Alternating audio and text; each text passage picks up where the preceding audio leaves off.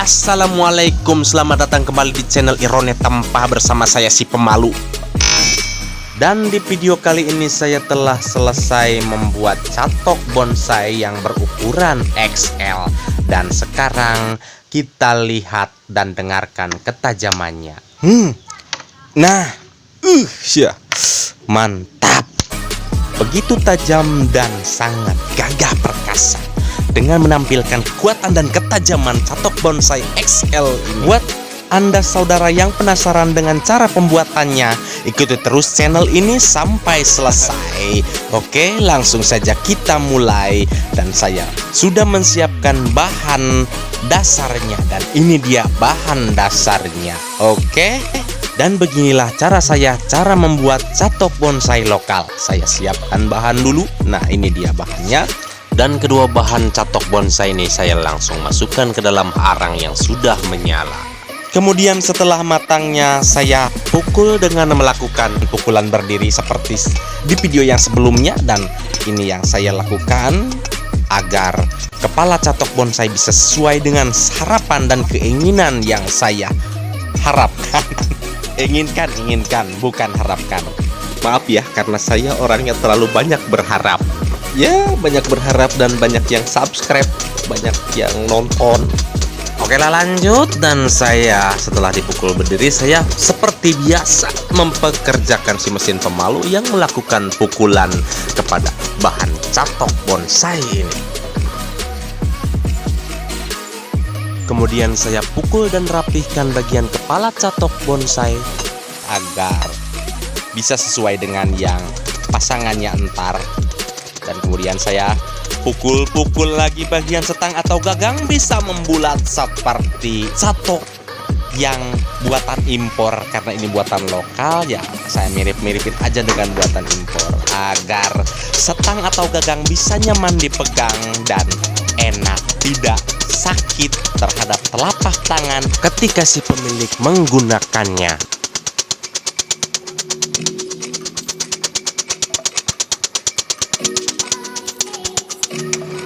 Dan ini hasilnya, pukulan si mesin pemalu yang begitu rata dan epik. Dan kemudian saya rapihkan lagi biar bisa semakin rapih lagi, tidak banyak bekas pukulan palu si mesin pemalu ya.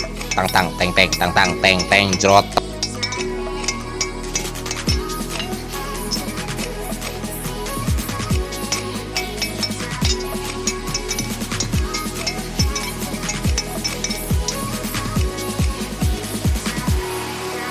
Ya, dan inilah hasilnya. Kemudian saya akan ukur apakah sudah memenuhi standar catok bonsai XL. Dan ternyata ini melebihi standar. Dan ketika saya melakukan pembuatan lubang pada bilah catok, saya tidak perlu memakai ciri lagi karena saya sudah pro ya melakukannya. Jadi langsung saja kita tancap dengan pahat seperti ini dan langsung kita mencoblosnya hingga berlubang, lubang bilah catok. Dan kemudian saya rapihkan sedikit bagian yang bengkok-bengkok seperti ini. Dan setelah saya selesai melubangi dan merapihkan bilah catok ini, dan tentunya bukan bilah katok, kemudian saya mau ngopi dan istirahat sejenak. Dan seterusnya saya akan melanjutkannya lagi. Oke, saya mau minum kopi dulu. Ini dia kopi tanpa arang. Dan saya mau minum enak sekali dan sebat dulu. Oke.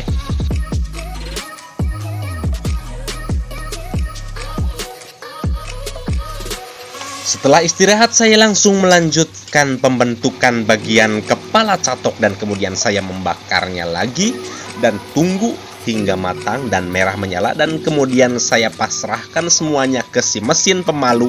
Walaupun saya seorang pemalu, saya juga pengen memperkerjakan si mesin pemalu agar tidak banyak nganggur. Dan inilah hasil pukulan si mesin pemalu yang tidak mengenal capek dan lelah, dan bisa mempertipis bagian kepala catok.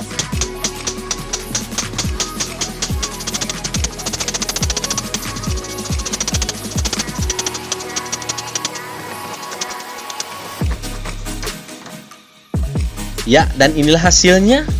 Hasil pukulan si mesin pemalu.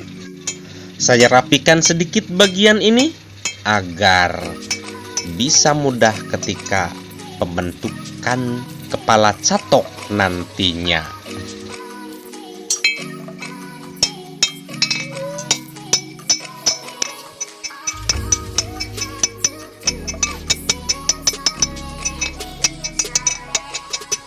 Setelah saya rapikan, dan inilah hasilnya.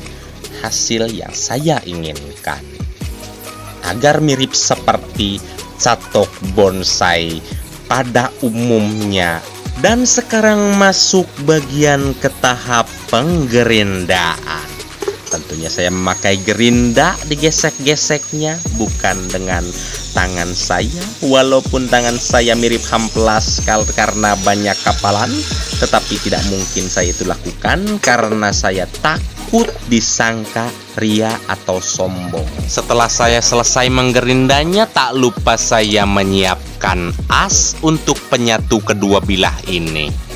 Dan kembali lagi saya menjadi bapak naib atau penghulu untuk mereka berdua. Nah, dan langsung saya potong bagian as agar cukup untuk dipadatkan kedua sisinya. Dan ternyata suatu hubungan agar bisa erat dan kuat dan harmonis, tentunya harus mempunyai batang as yang keras seperti ini. Kemudian saya pukul-pukul dan tak perlu memakai mesin apapun karena tangan saya pun cukup untuk melakukan hal seperti ini. Dan inilah hasilnya. Setelah saya melakukan pemasangan kancing atau as pada catok, kemudian saya siapkan saksi bisu lagi, dan inilah alat saya yang saya bikin sendiri. Saya lupa untuk menyepil ini, tetapi nanti saya akan buat videonya. Dan beginilah cara saya melakukan pembengkokan pada kepala catok XL. Saya bengkokkan dulu sebelum saya pukul-pukul kepada tunggul yang bulat-bulat ini. Dan saya akan memakai tunggul yang bulat yang paling besar.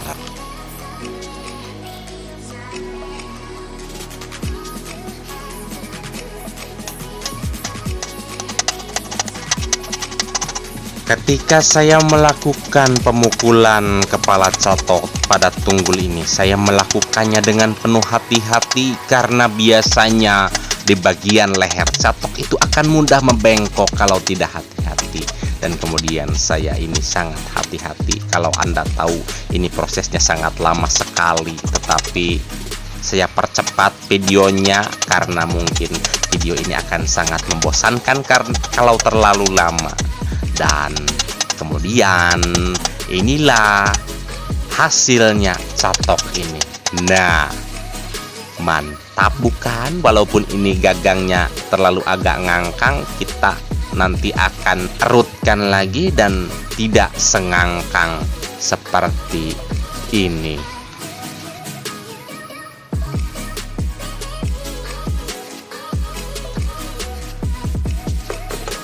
Sebelum saya erutkan, saya potong dulu bagian gigi catok agar kita nantinya pada waktu mengerutkan bisa sesuai dan hasil bisa seimbang antara setang dan kepala catok. Nah, inilah setelah. Nah, sekarang saya bagian untuk melakukan pengerutan gagang, dan beginilah cara saya mengerutkan gagang catok XL ini. Dibakar bagian gagangnya dan kemudian saya lakukan pembengkokan dengan cara ini. Kemudian saya rapikan dulu sedikit dan inilah. Nah, jadi Mamang Pandai besi pemalu, besi utara. Karena waktu saya melakukan pembuatan gagang atau pembengkokan gagang ini, waktu sudah hampir sore dan saya mau beres-beres dan istirahat dulu dan mungkin akan dilanjutkan besok hari. Setelah saya selesai beristirahat semalaman, kemudian di pagi harinya saya lanjutkan pembuatan catok yang kemarin saya belum selesai menyelesaikannya, dan kemudian saya lanjutkan untuk menggerindanya bagian kepala catok bonsai XL ini. Setelah digerinda dengan gerinda yang paling kasar, saya ganti dengan hamplas susun ini agar bisa lebih rapi dan lebih halus dan mempunyai mata catok yang tajam.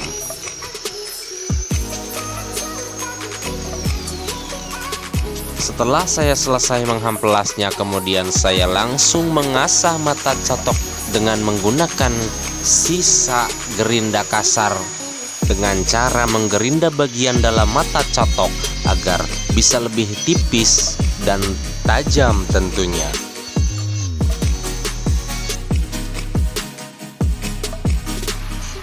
Setelah saya selesai mengasah gigi catok, kemudian saya lanjut ke tahap berikutnya dan memberi stopper pada catok ini agar mata catok bisa awet dan tidak mudah rusak. Nah, beginilah cara memasang stopper, dengan cara memberi pembatas besi pada stang catok,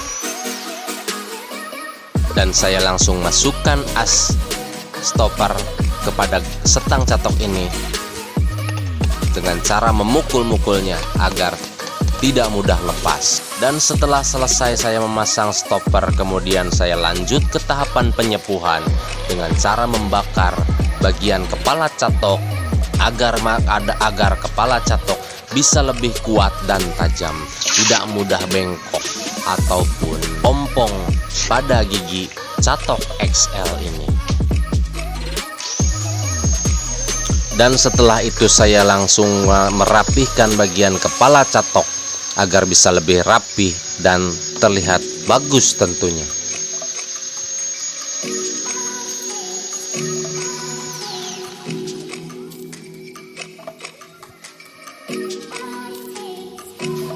Setelah selesai pembuatan catok bonsai XL ini, kemudian saya langsung mengetesnya kepada tunggul kering. Nah,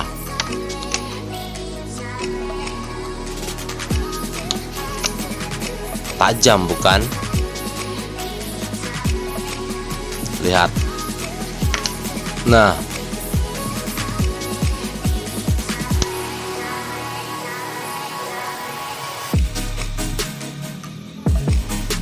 oke, sampai di sini dulu pertempahan Memang Irone Tempah di Pandai Besi Utara Majalengka, Mainot Belek si Semit. Terima kasih, maaf apabila ada salah kata. Assalamualaikum.